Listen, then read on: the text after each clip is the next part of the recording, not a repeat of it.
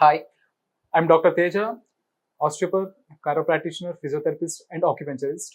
ఈరోజు మనం డిస్కస్ చేసే టాపిక్ రిఫర్డ్ పెయిన్ గురించి చూద్దామండి. ఈ రిఫర్డ్ పెయిన్ అంటే ఏంటి అనేది, అంటే ఇప్పుడు మనకి ఫర్ ఎగ్జాంపుల్ చూడండి, ఏదైనా బ్యాక్ పెయిన్ వస్తుంది అంటే ఆ బ్యాక్లో మనకి డిస్క్ ప్రాబ్లమ్స్ కానీ ఎనీ మస్కులర్ పెయిన్స్ అంటే ఎక్కడ కూడా ఈ డిస్క్ రిలేటెడ్ ప్రాబ్లమ్స్, ఈ డిస్క్ రిలేటెడ్ ఇష్యూస్ కానీ ఆ మజిల్స్లో కానీ ఎటువంటి ఇబ్బంది లేకుండా వేరే శరీర భాగంలో ప్రాబ్లం ఉండి ఈ బ్యాక్ రేడియేట్ అయితే దాన్ని మనం రిఫర్డ్ పెయిన్స్ అంటాం అన్నమాట.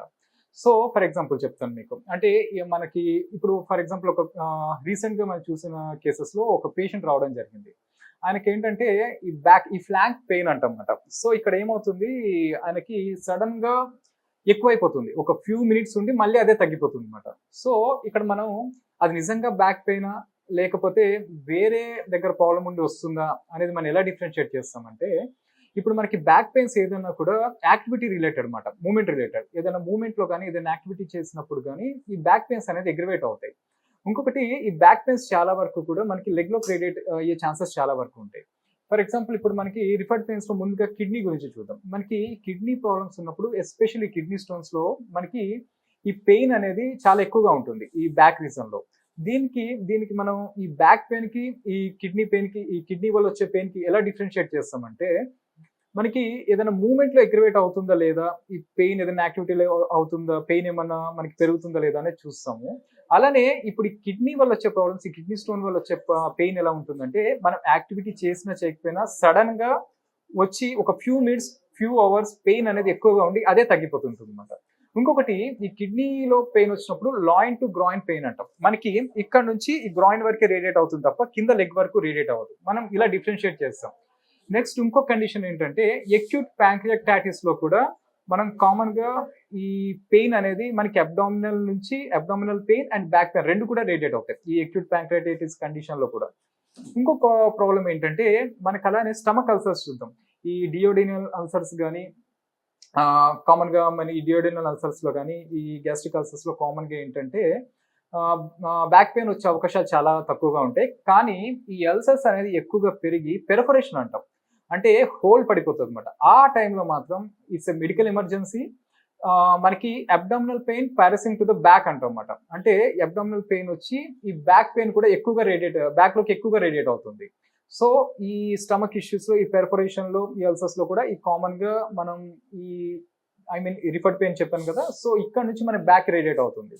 సో అలానే ఇంకొకటి చూసుకుంటే మనకి ఏంటంటే, ఫర్ ఎగ్జాంపుల్ ఏదన్నా మనకి వర్టిబ్రోలో ఫ్రాక్చర్ అయింది, ఏదైనా కింద పడ్డప్పుడు కానీ, సో ఏదైనా కండిషన్ దీనివల్ల కానీ మనకి వర్టిబ్రో ఫ్రాక్చర్ అయినప్పుడు ఈ పెరిలైటిక్ ఇలియస్ అంటామన్నమాట. అంటే మన ఇంటెస్టైన్స్ మూవ్మెంట్ అనేది ఆబ్సెంట్, అంటే ఆగిపోవడం కానీ తగ్గినప్పుడు కానీ ఈ ఎక్సెసివ్ గా గ్యాస్ ఫామ్ అయిపోయి ఈ బ్యాక్ రేడియేట్ అయ్యే అవకాశాలు చాలా వరకు ఉంటాయి ఈ పెరిలైటిక్ ఇలియస్ లో కూడా. అంటే దీన్ని పెరిస్టాల్సిస్ అని కూడా అంటాం, ఈ మూవ్మెంట్ ఆఫ్ ది ఇంటెస్టైన్. ఈ పెరిలైటిక్ ఇలియస్ లో ఈ మూమెంట్స్ ఎప్పుడైతే మనకి ఆగచ్చు లేదంటే కొంచెం తగ్గచ్చు, ఆ టైంలో కూడా మనకి బ్యాక్ కి పెయిన్ వచ్చే అవకాశాలు చాలా వరకు ఉంటాయి అన్నమాట. సో ఇలా మనం ఈ పెయిన్ నిజంగా బ్యాక్ లో ప్రాబ్లం వల్ల వస్తుందా లేకుంటే అదర్ రిలేటెడ్ ఇష్యూస్, అదే మీకు గ్యాస్ట్రోఇంటెస్టైనల్ ఇష్యూస్, అల్సర్స్ వల్ల వస్తుందా, ఈ కిడ్నీలో ఏమైనా ప్రాబ్లం ఉందా వస్తుందా, సో ఎక్యూట్ ప్యాంక్రియాటిస్ దీంట్లో ఏమన్నా వస్తుందా, ఇలా మనం డిఫరెన్షియేట్ చేసి చూసుకోవాల్సి ఉంటుంది. అంటే ఇది నిజంగా బ్యాక్ పెయినా లేకుంటే వేరే శరీర భాగాల్లో ప్రాబ్లం ఉండి ఇక్కడికి పెయిన్ ఈ బ్యాక్ రేడియేట్ అవుతుందా అనేది మనం డిఫరెన్షియేట్ చేసుకోవాలంట, చేసి చూసుకోవాల్సి ఉంటుంది. ఎందుకంటే మనకి ఫర్ ఎగ్జాంపుల్ రీసెంట్ గా ఒక కేసు వచ్చారు, మీకు చెప్పాను కదా ఇంతకు ముందే. సో ఆయనకి ఏంటంటే లాస్ట్ 2 months నుంచి ఆయన ఫిజియోథెరపీ ట్రీట్మెంట్స్ తీసుకుంటున్నారు అండ్ పెయిన్ కిల్లర్స్ తీసుకుంటున్నారు, ఆయన కూడా తగ్గట్లేదు.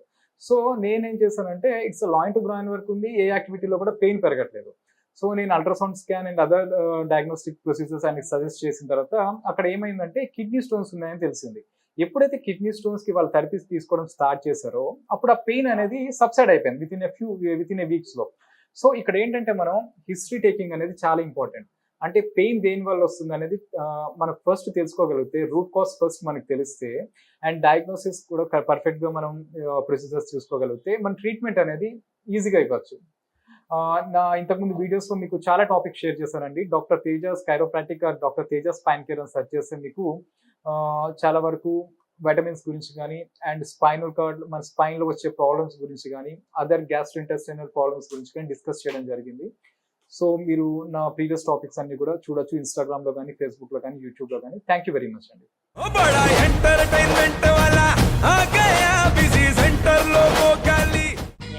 సక్కు సక్కేంద్ర సక్కు సక్కు బాయ్ బాయ్ బాయ్ బాయేంద్ర బాడ్కవ్ బాయ్ బాయ్. గిరాకి వచ్చే టైం ఏంది, కస్టమర్లు వస్తున్నాడు రేడికల్ పిగురి.